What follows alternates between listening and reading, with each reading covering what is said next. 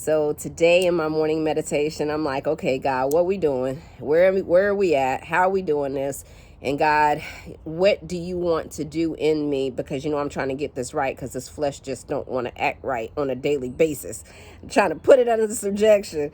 And today was talking about, okay, letting go. And so I began asking questions as I was reading some scriptures.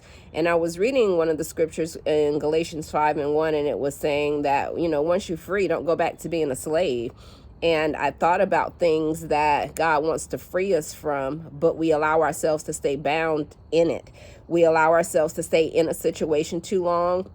And then once we're in there, we can't really focus on how to become who God wants us to be. So as a result, we never officially grow into that level of being able to watch the word work and watch it amplify in our life because of what we're holding on to.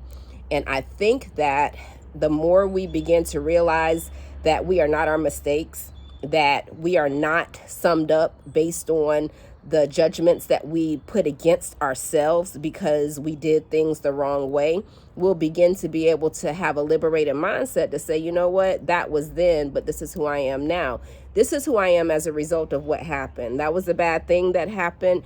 I did something wrong to someone else. I did something against myself. Heck, I did it against God, but that's not who I am. As a result of that, I've learned better.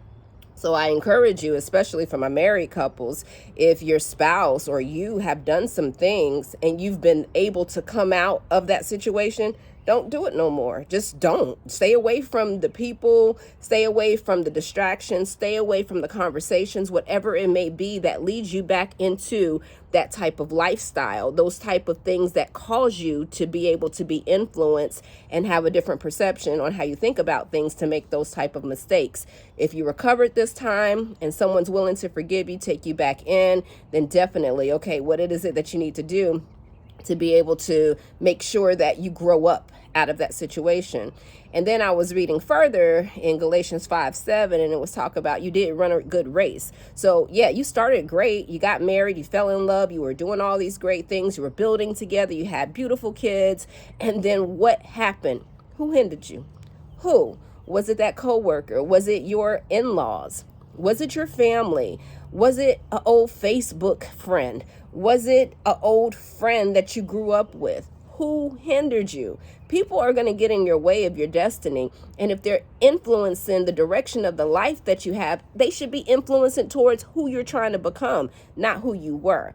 They need to complement who you are now. Who are you?